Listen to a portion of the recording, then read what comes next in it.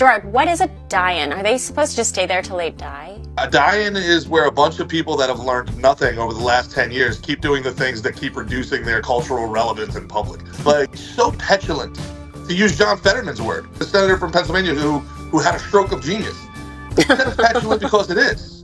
I think what they're really just upset about is that USAID is no longer going to be funding the protests that have been so organically popping up around our country for the last decade or so. And it's a pretty remarkable thing if you really think about it. These small business owners, they got taxed, and that tax money went to the government, who gave it to USAID, so that protesters through Act Blue and these other organizations can then mostly peacefully loot and burn down those same small businesses while they were locked down and barely hanging on by a thread because of the lockdown politicians who were also paid by those small business owners. It's insane. Amen. Let's just pretend that Doge doesn't in actuality recover this money, which is not true. They actually are recovering this money.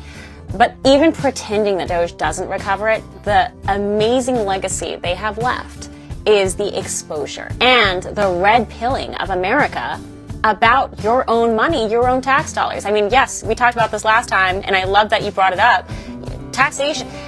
It's unpopular to say this, but Abraham Lincoln, a revered Republican president, the man who freed the slaves, ended up in his rulership enslaving the rest of us by imposing that income tax that our founding fathers never said was something they envisioned for the future. Abraham Lincoln imposed that. We talked about this last time, not to pontificate here, but it really bothers me when people defend this stuff, because I think about my mother, Chanel. I think about my mother working for 40 years, which is probably my failure as a son. But 20 years of her life have been taken by the government. And this is supposed to be the price we pay for a civilized society. And see it wasted and outright stolen in this matter.